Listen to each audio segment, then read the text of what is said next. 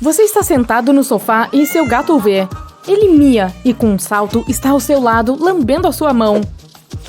Ele prova o abacaxi que você acabou de comer. Mas essa não é a única razão pela qual os gatos lambem humanos. Eles podem estar cuidando de você, assim como fazem com seus gatinhos. Isso também significa que eles amam você e que eles podem estar marcando o território. Quando outros gatinhos vierem farejar, eles saberão a quem você realmente pertence. Se o seu gato começa a beliscar seu cabelo quando você está deitado, é ele tentando lhe dar um banho exatamente como os gatos fazem a si próprios. Quando está acariciando seu gato e ele começa a olhar para você de forma engraçada, significa que ele já está farto. Os gatos mordem quando querem que pare. Por exemplo, quando você está aparando as unhas dele, uma mordida pode ajudá-lo. Porém, se der certo uma vez, ele saberá que é o que tem que fazer toda vez que alguém cortar suas unhas. Em vez de miar, ele também pode beliscar para chamar a atenção. Talvez esteja com vontade de brincar. Mas se um gato está mordendo e simplesmente não o solta, ele está tentando impor sua regra ou tentando lidar com uma ameaça. Se ele fizer isso com um brinquedo, provavelmente é melhor se livrar do brinquedo. Caso contrário, seu gato pode ficar estressado.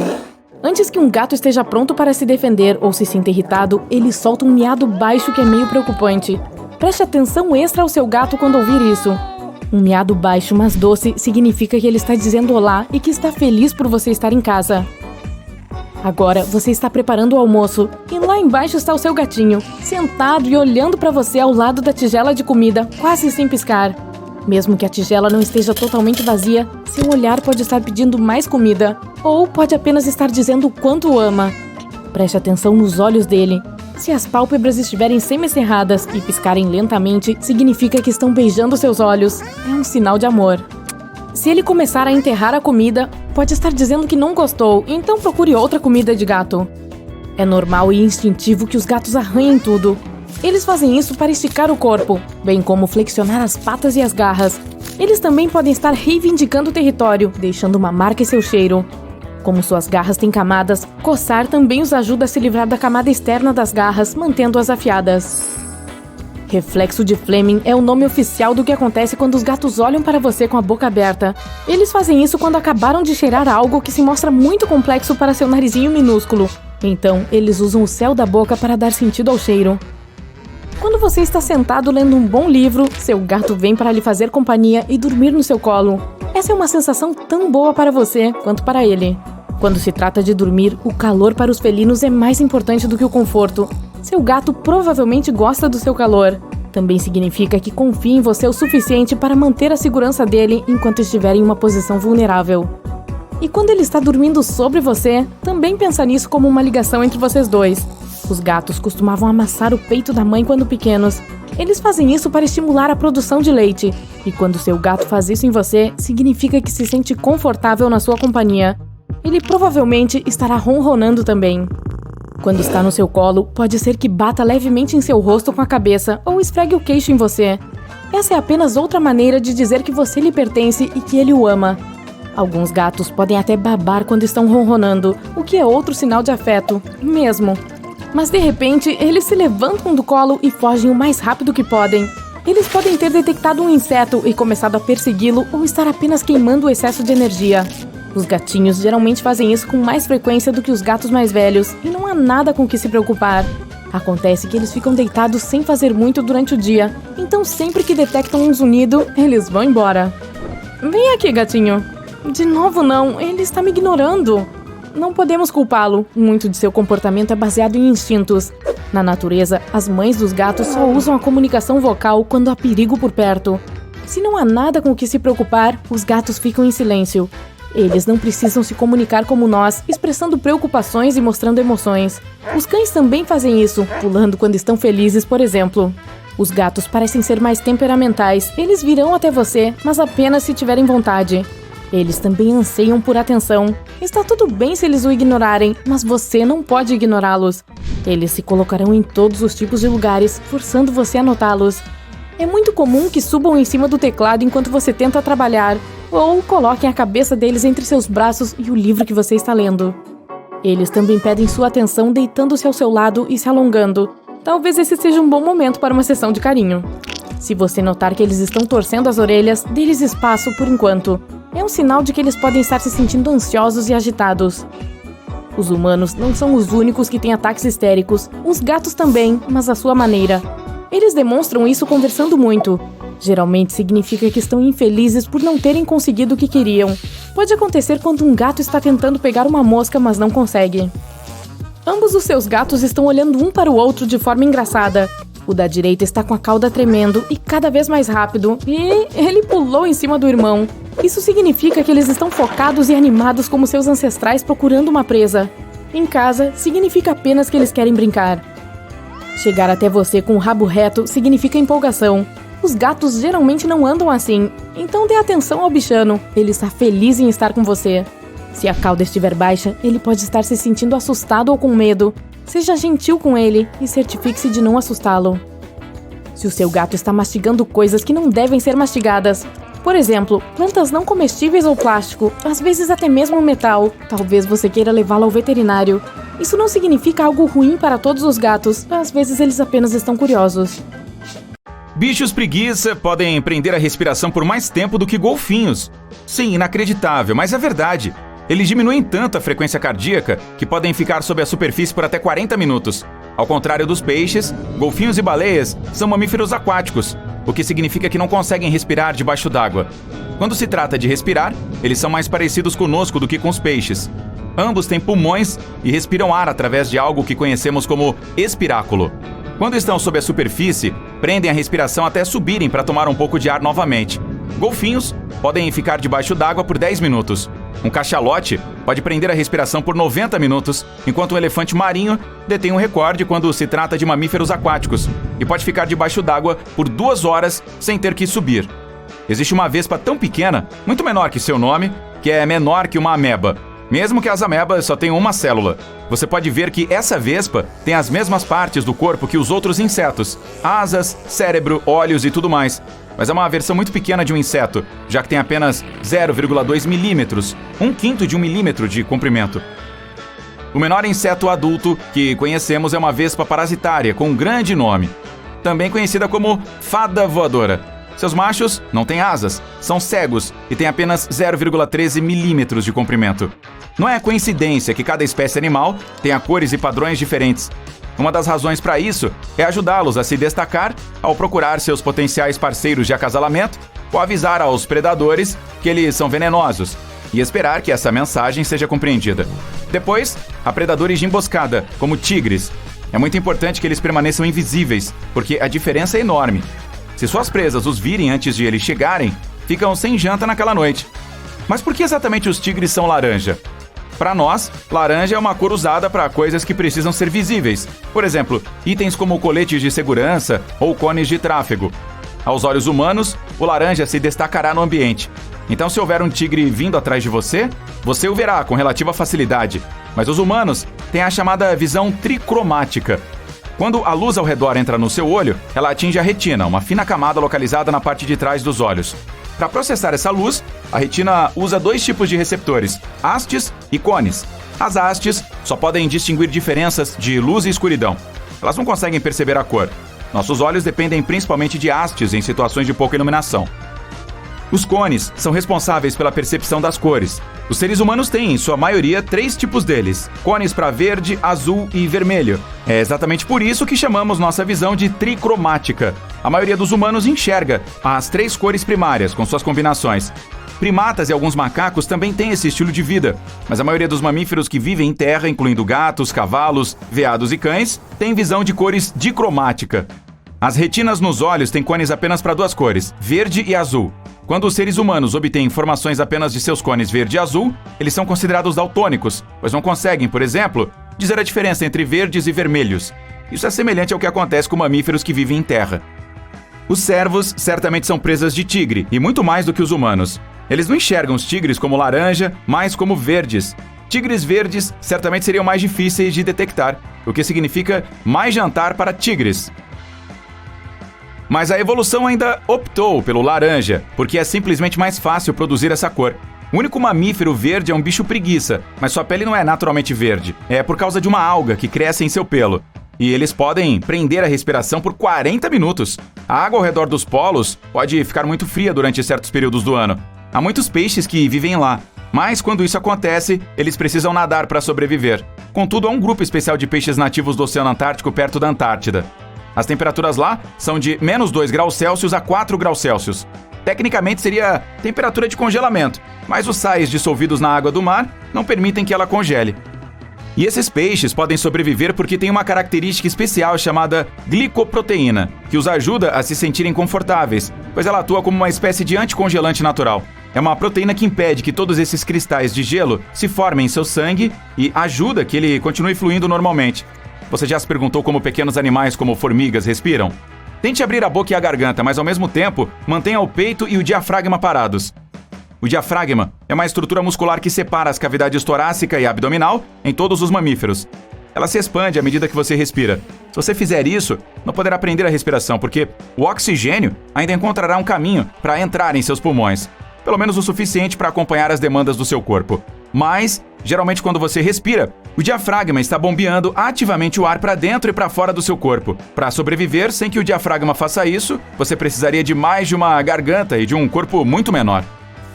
As formigas têm 9 ou 10 pares de aberturas nas laterais de seus corpos minúsculos, chamados de espiráculos, e cada um está conectado a séries ramificadas de tubos. É um sistema semelhante ao dos pulmões humanos. O sangue delas não transporta o oxigênio desses tubos para o resto do corpo. Em vez disso, os tubos espalham esse oxigênio.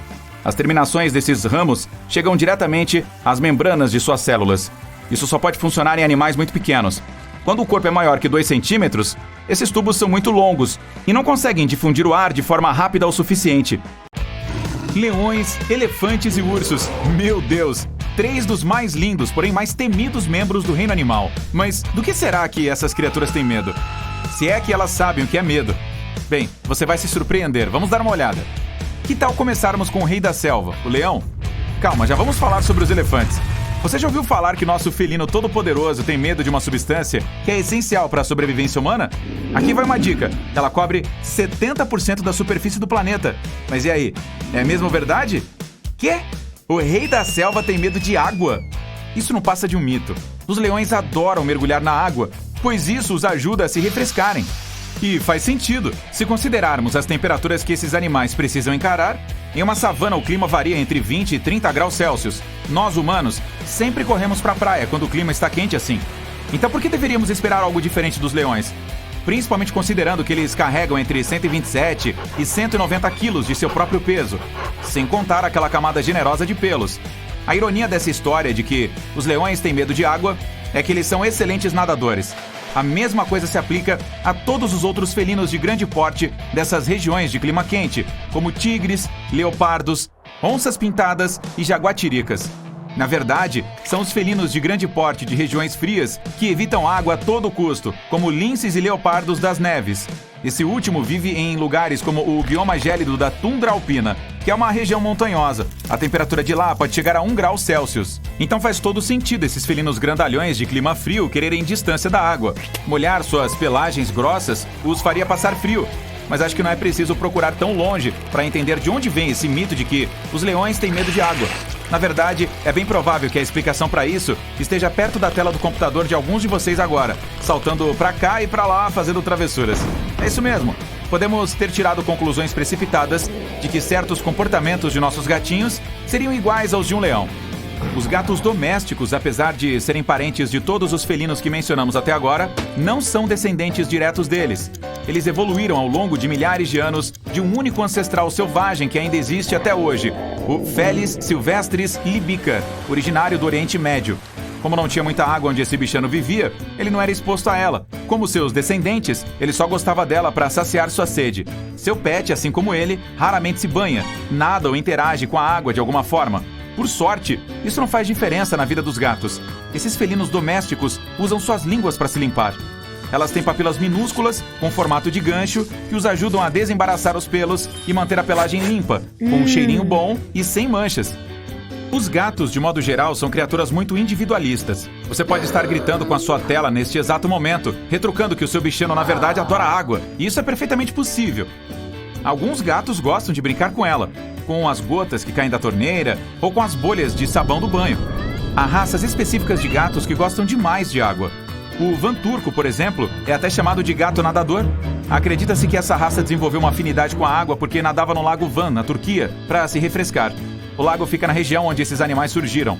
Agora vamos falar sobre um problema que um gato definitivamente não precisa encarar. Você já ouviu falar em musofobia, também conhecida como surifobia? As duas palavras são nomes válidos para o medo de ratos e camundongos. Muita gente acredita que o animal que mais sofre com esse medo, além de mim, claro, é o elefante. Isso mesmo, o mesmo animal que, dependendo da espécie, tem 3 metros de altura e pesa mais de 4.000 quilos. Ou seja, esse grandalhão teria medo de uma criatura que mede poucos centímetros e pesa menos que meio quilo. Mas como essa ideia surgiu? Bem, o motivo desse rumor se baseia na possibilidade de os elefantes terem pavor de essas criaturinhas entrarem em suas trombas. Se um rato conseguisse fazer isso, poderia causar irritações ou até obstruir a tromba. Não quero ser estraga-prazeres, mas também é um mito. Pesquisadores afirmam que não há evidências concretas que sugerem que os elefantes têm medo de ratos.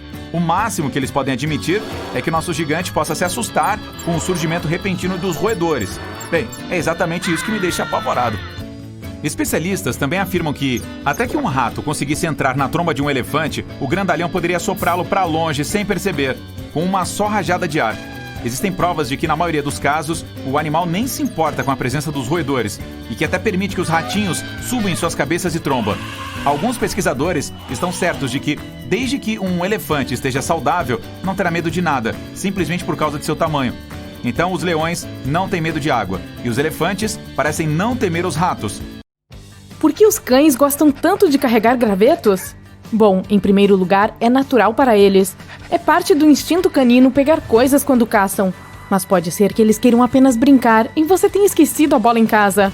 Um sinal claro disso é se ele deixar o graveto cair bem aos seus pés e começar a olhar para você. Os cães adoram o cheiro e a textura dos gravetos, por isso gostam muito de roê-los. Isso até ajuda a manter suas gengivas e dentes saudáveis e alivia a dor. Ao voltar para casa depois de um passeio, seu cão pode se deitar depois de um tempo e começar a lamber as patas. Isso é completamente normal, porque embora os cães não precisem se escovar com tanta frequência quanto os gatos, eles ainda tentam se manter limpos, especialmente nas patas. Se eles fizerem isso com mais frequência do que o normal, porém, é preciso prestar mais atenção. Pode significar que machucaram a pata, ou pode haver algo preso nela que eles simplesmente não conseguem se livrar. Certifique-se de examinar completamente a pata que o cão está lambendo para ter certeza de que não há nada de errado. Se não tiver certeza, veja o que o veterinário tem a dizer. Seu cachorro sacode os brinquedos de uma maneira enlouquecida quando está brincando, né? Isso é algo que os cães obtiveram de seus ancestrais, os lobos e seus instintos de caça. Não se preocupe, isso não significa que ele seja agressivo, é só diversão. Como os gatos, os cães também têm explosões de energia que os fazem correr pela casa de maneira enlouquecida. Mas é um pouco diferente para os cães. Eles também fazem isso porque estão felizes. Muitos cachorros não gostam de tomar banho, e isso os deixa nervosos e ansiosos. Quando termina, alguns saem em disparada como um carro de corrida. Eles fazem isso porque os ajuda a sacudir a água e queimar a energia nervosa reprimida. Ouvir uma sirene provavelmente fará seu cão uivar. Ao contrário da opinião popular, ele não está fazendo isso apenas porque não gosta do barulho ou porque machuca seus ouvidos. A sirene também aciona instintos para uivar, porque os cães pensam nela como outro cachorro que também está uivando. Também pode acontecer quando as pessoas tocam piano ou flauta ao lado deles. Várias coisas podem desencadear seus uivos. Sim, meu cachorro Rex adora uivar quando meu irmão toca trompete. Alguns cães têm o instinto de comer grama. Uns podem apenas gostar do sabor, mas é mais provável que comam isso porque costumava ajudá-los a limpar coisas ruins, como parasitas do próprio corpo. Isso funciona porque a grama é muito rica em fibras. No entanto, você deve desencorajar esse ato como dono de um cão, porque a grama pode causar problemas de digestão. Quando seu cão se senta em seus pés, significa que ele está deixando outros cães saberem que você pertence a ele. Ele está marcando seu território e mostrando afeto enquanto faz isso. Os cães se cumprimentam cheirando o traseiro um do outro. Eles fazem isso porque seu incrível olfato permite que aprendam muito sobre esse novo conhecido. Alguns conseguem até determinar se o outro cão está sentindo uma emoção particular. Um bocejo para um cachorro pode ter o mesmo significado que para nós, sono, mas também tem outros significados. Se um cãozinho bocejar enquanto você está tentando treiná-lo, pode significar que ele está ficando frustrado. Dar um bocejo grande pode ser uma maneira de dar uma pausa mental. Pode até significar que ele se cansou do que está fazendo e quer parar. Não só isso, mas também pode ser um sinal de que ele está estressado e nervoso, como quando está no veterinário e claramente não quer estar lá. Por outro lado, pode significar que está entusiasmado, como bocejar antes de sair para uma caminhada. Esse é sempre um bom bocejo. Rolar de costas pedindo uma massagem na barriga é algo que muitos cães fazem. É ótimo para eles ter seus pelos acariciados e também é um sinal de confiança. Já reparou como as perninhas deles chutam quando você coça a barriga? É um reflexo natural sobre o qual eles não têm controle. Você está ativando os nervos sob a pele do cão quando coça a barriga. São os mesmos nervos que agem quando os cães estão tentando se livrar de algo irritante, como um inseto que fica preso no pelo. Outro sinal de afeto do seu cachorro por você é quando ele o lambe. A mãe de um cão costuma limpá-lo e se conectar com o filhote da mesma forma. É uma ótima maneira de chamar sua atenção também quando você está no sofá e muito ocupado olhando para o telefone. E quando seu cão faz isso na sua cara, é provavelmente que queira comida ou apenas queira provar o bolo de carne que sobrou do almoço. O abanar da cauda tem vários significados diferentes para os cães. Algumas pesquisas afirmam que se o rabo está balançando mais para a direita, significa que o cão está mostrando emoções felizes, enquanto balançar para a esquerda pode significar que os sentimentos são mais negativos. A cauda de um cão é uma porta de entrada para entendê-lo melhor. Um cachorro assustado geralmente estará com o rabo abaixado, e um cão alerta ou empolgado manterá sua cauda muito mais alta do que o normal. Se estiver curioso, sua cauda estará reta, e por fim, uma cauda rígida e vertical significa que você deve ficar atento à agressão. Você pode ficar triste se ouvir um cachorro chorando ou choramingando, mas nem sempre significa a mesma coisa que nos humanos. Os cães usam esses choros como uma forma de comunicação que aprenderam quando eram filhotes. Filhotes choramingam para pedir coisas às mamães. Então, quando crescem, é assim que se comunicam conosco também. Esses choros podem significar todos os tipos de coisas. Eles podem querer dizer que o cachorro está empolgado, podem significar que ele quer sua atenção, ou mesmo que se machucou.